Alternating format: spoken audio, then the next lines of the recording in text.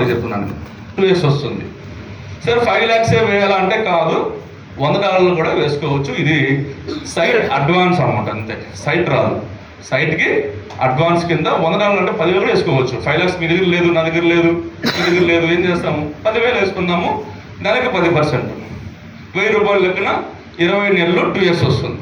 20 నెలలు 20,000 వస్తుంది. మళ్ళీ మన ప్రిన్సిపల్ అమౌంట్ తిరిగి రాదు. అర్థమైందా పాయింట్? 5 lakhs ఉంటే మాత్రమే సైట్ రిజిస్ట్రేషన్ చేస్తారు, లేకపోతే 10,000 కూడా వేసుకోవచ్చు. మూడోది ల్యాండ్ ప్యాకేజ్, అంటే సైట్ మీకే మళ్ళీ buyback system sir. That is called wonderful buyback system. మీరు ఎక్కడైనా అక్కడ కొనుక్కుంటే ఏం చేస్తాము? ఒక సైట్ కొనుక్కుంటే ఏమవుతుంది సార్? అంత అయిపోయింది, ఆ సైట్ మీకు ఏం ఆదాయం రాదు. ఇప్పుడు ఇక్కడ మా సైట్ చూశారు, ఒక 10 lakhs 5 lakhs మీకు నచ్చింది, కొనేసారు, 10,000కి అమ్ముకున్నారు, దాని మీద మీకు రూపాయి ఆదాయము రాదు. మళ్ళీ మీరు కొన్నప్పుడే ఎంత ఆదాయం వస్తుంది. కానీ ఇక్కడ ఈ ల్యాండ్ ప్యాకేజీలో ఒక 5 lakhs 10 lakhs ఉందనుకోండి సైట్, అది మనం కొనుక్కుంటే ల్యాండ్ ప్యాకేజీలోకి వెళ్ళి మీకు సైట్ రిజిస్ట్రేషన్ చేస్తారు, కన్ఫర్మ్, ఓకే. అయితే బైబ్యాక్ సిస్టమ్ అంటే ప్రతి నెల 30 months డివైడ్ చేసి 3.4% లెక్కన 30% మీకు వచ్చిన అమౌంట్ మళ్ళీ మీకు ఎంత అమౌంట్ కట్టి మీరు కొన్నారో ఆ డబ్బులు మళ్ళీ మీకు బ్యాక్ వచ్చేస్తుంది. 2.5 years, 30 months అంటే 2.5 yearsలో మీకు కట్టిన అమౌంట్ మంత్లీ వైజ్ మీకు వెనక్కి వచ్చేస్తుంది. సైట్ మీకే. అది ఇప్పుడు అమ్ముకుంటారు, ఎందుకు అమ్ముకుంటారు అనేది అది మీ యొక్క ఛాయిస్, మార్కెట్ ఛాయిస్.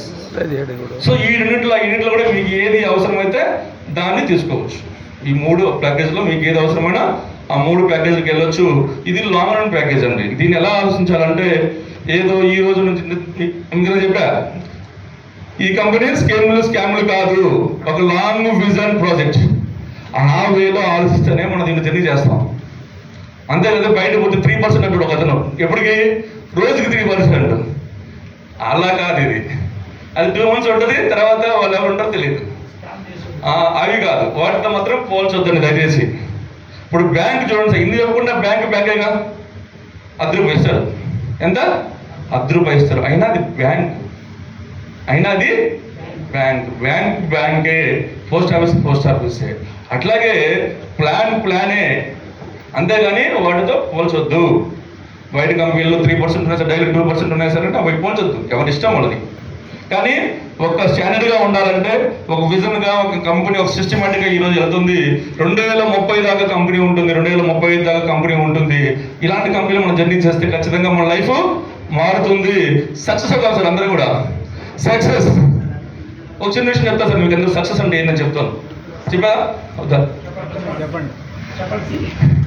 అందరూ ఏమంటారు సార్, సక్సెస్ కావండి, సక్సెస్ కావాలి. అసలు ఏం సక్సెస్ అంటే ఏంటి? సక్సెస్ అంటే కోరుకుని తీసుకోవడం సార్. సక్సెస్ అంటే ఆశించే స్థాయి నుంచి శాసించే స్థాయికి వెళ్ళడమే success. That is called success. ఈ సక్సెస్ కావాలంటే ఏం చేయాలి? ఒక చిన్న ఫార్ములా ఉంది సార్, ఒక చిన్న ఫార్ములా. సక్సెస్ ప్రతి ఒక్కరు మనం నిలిచి ఏమంటారు, ఏమంటారు, జీవితం సక్సెస్ కావాలి. అసలు ఒక చిన్న ఫార్ములా సక్సెస్ అంటే ఏంటంటే, ఫస్ట్ సక్సెస్ కావాలంటే ఫస్ట్ కావాల్సింది డ్రీమ్ సార్. డ్రీమ్ కళ. ఆ కళ లేకపోతే మనకి ఇక్కడ రాలేదు కదా, అసలు రాదు కదా. ఏం అవసరం, ఆదివారం హ్యాపీగా తెచ్చుకున్నామా, తిన్నామా, పుట్టుకున్నా హ్యాపీగా ఆదివారం ఎంజాయ్ కదా. ఇక్కడ దాకా రావాల్సిన అవసరం ఏంటి అసలు? ఫస్ట్ కళ, ఒక విజన్, ఒక కళ. ఎస్, జీవితంలో మనం ఏదో ఒకటి సాధించాలి.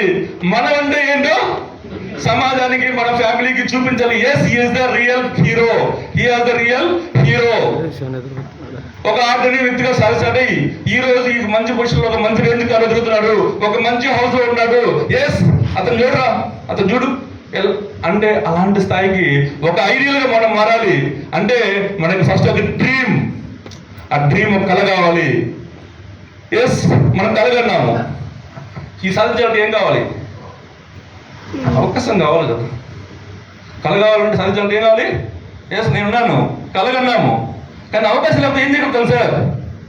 అవకాశం లేకపోతే ఏం చేయగలుగుతాం? అక్కడ ఏం మిగిలిపోతాం. విరాళకు పోతే ఒక హోటల్ మామూలుగా సాంబార్ ఇచ్చి పోస్తాడు, ఆడే ఉంటాము. ఒక టీ మాస్టర్ టీ వేసుకుంటాడు, ఆడే ఉంటాము. అతనికి కళ ఉంది, అతనికి కూడా కళ ఉంది. దానికి ఏం కావాలి? అవకాశం ఉండాలి. లేకపోతే అక్కడ ఏం మిగిలిపోతాం, ఏం చేస్తున్నామో అదే మిగిలిపోతాం. ఒక అవకాశం కావాలి. అది ఏదైనా కావచ్చు, మీ యొక్క జీవితంలో ఏదైనా కావచ్చు. ఎస్, అవకాశం కూడా ఉందనుకుందాం. అవకాశం కూడా ఉంది.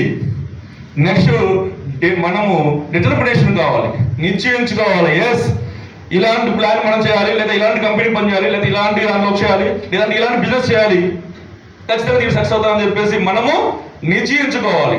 డిటర్మినేషన్ అంటారు దాన్ని. మూడోది, ఫస్ట్ తెలుసా డ్రీమ్, రెండోది ఆపర్చునిటీ అవకాశం, మూడోది డిటర్మినేషన్ నిశ్చయించుకోవడం, ఫోర్త్ వర్క్ చేయాలి. అది ఏ రంగమైన కావచ్చు సార్, ఇదే అని చెప్పట్లేదు నేను, అది ఏ రంగమైన కావచ్చు, వర్క్ చేయాలి. 4, 5 ఎలా వర్క్ చేయాలి సార్? డెడికేషన్తో వర్క్ చేయాలి సార్. ఏదో ఆడదాకా రమ్మన్నాడు, నేను ఆడదాకా పోయి వస్తా, మనం ఆడే ఉంటాం, అట్లా కాదు సార్. ఏ పని చేయండి, మీరు ఏ రంగమైనా చేయండి, ఏ పనైనా చేయండి, ఆ పనిలో నైపుణ్యం సాధించాలి. అందుకే వృత్తి నైపుణ్యం అంటారు. అందుకే ఏం చేశానంటే, అది నా ప్రొఫెషన్ ఏంటి, లెక్చరర్ నా ప్రొఫెషన్, నేను పక్కన వీడేసా. ఈ రోజు నా ప్రొఫెషన్ ఏంటంటే సార్ MLM మార్కెటింగ్ నా ప్రొఫెషన్. ఈ ప్రొఫెషన్లో ఎలా ఉండాలంటే ప్రొఫెషనల్గా మారాలి. దిట్ ఈస్ కాల్ మై ప్రొఫెషన్. ఆ ప్రొఫెషన్లో మీరేం కావాలి, ప్రొఫెషనల్గా మారాలి. అప్పుడే మనం సాధించగలుగుతాం. ఒక డాక్టర్ ఉన్నాడు, ఎందుకంటే పేరు వస్తుంది, అందరు డాక్టర్లే కదా, కానీ ఈ డాక్టర్ అయితే ఆడే పోతే క్యూ. ఎందుకని? అతను దాంట్లో నైపుణ్యత.